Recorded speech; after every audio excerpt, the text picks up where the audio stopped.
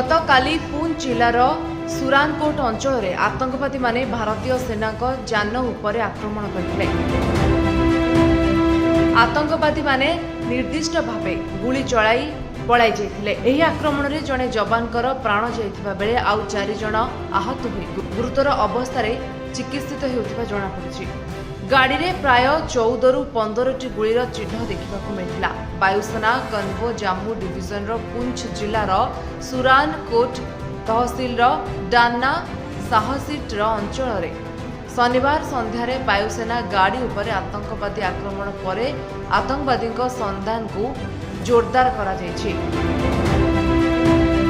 20 kilometre सुरानकोट अंचल को cordon करा जायछि। गुली माड़र द्वितीय दिन अर्थात आज सर्च ऑपरेशन जारी रही। आतंकवादी को खोजिबा पाई ड्रोन एवं अन्य उपकरण साहाय्य मध्य निया जायछि। रविवार दिन सुरक्षा बाहिनी गुरुसाई निकटस्थ 6 जन को पचरा उचरा पाई नैथिले। सर्च ऑपरेशन समय स्पेशल फोर्स कर्मचारी माने सेना हेलिकॉप्टर जोगे घटनास्थल में पहुंची। यही समय जिला विकास डेप्यूटी कमिशनर यासिन मोहम्मद चौधरी एवं जुगल मानहंस मध्य घटनास्थल में पहुंची। वायुसेना एवं आर्मी हेलिकॉप्टर गुड़िक विभिन्न अंचल में आतंकवादी खोजबार व्यस्त अच्छा। आतंकवादी आक्रमण में आहत होता भारतीय वायुसेना जवान मध्य जनकर चिकित्सा समय डाक्तरखाना मृत्यु घटी। एवं 4 जण जवान चिकित्सित होउछंती। सुरक्षा बाहिनी एक विशाल सर्च ऑपरेशन आरंभ करिछि। सेना जम्मू कश्मीर पुलिस एवं एसओजी 1000 रु अधिक सैनिक एही अंचल में निजर स्थिति बजाय रखिछंती। आतंकवादी को हटाइबा पाई सुरक्षा बाहिनी आधुनिक अस्त्र शस्त्र एवं यंत्रपाति सहित सर्च ऑपरेशन में नियोजित होइछि।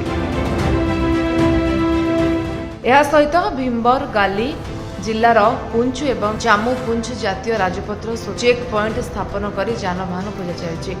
गाड़ी में यात्रा करथिबा लोकों को केवल परिचय पत्र जांच पर पठा जाउछि। आहत सैनिक मानकर एही आक्रमण में छाती मुंड एवं बेकर गुली बाजिछि। एथुरु जणा पड़िछि जे आतंकवादी माने गाड़ीटी को आगरु घेरी जाई गुली चलाइथिले। शहीद होइथिबा जड़े जवानकर छाती एवं यह सहित तांको बेक एवं छाती रे 2टी गुली बाजिथिला। सेठारे उपस्थित थिबा अन्य जनक देहरे मध्य गुली बाजिछि। अन्य 2 जण प्लेंटर द्वारा आहत होइथिले। शनिवार संध्या प्राय 6:15 रे ए घटना घटिथिला। आतंकवादी माने कन्वेन रे थिबा 2टी गाड़ी मध्यरु गोटिए को टार्गेट करी निर्दिष्ट भावे गुली चलाइथिले। आतंकवादी मुकाबिला पर वायुसेना मुखपात्र ट्विटर रे कहिसंति जे वायुसेनार 5 जण सैनिक आहत होइछंती। तांको निकटस्थ डाक्तरखाना को पठा जाइथिला। चिकित्सा समय जड़े जवानकर मृत्यु होइथिला। एही अंचल को घेरी रही स्थानीय सामरिक यूनिट द्वारा सर्च ऑपरेशन चलीछि। तबे 2टी वायुसेना जान सुरानकोट अंचल में सानाई टफी फेरुथिला। जान वाहन पहुंचबा मात्रे आतंकवादी माने गोटिए गाड़ी को टार्गेट करी निर्दिष्ट भाव में गुली चलाइथिले। तबे एही घटना पर सूचना पाइबा मात्रे अतिरिक्त सुरक्षा बाहिनी घटनास्थल को पठा जाइथिला। अंधकार हेतु सुरक्षा बाहिनी अतिरिक्त सतर्कता अवलंबन करी समग्र अंचल को घेरी रहिछि। Bureau report Vishwavani live.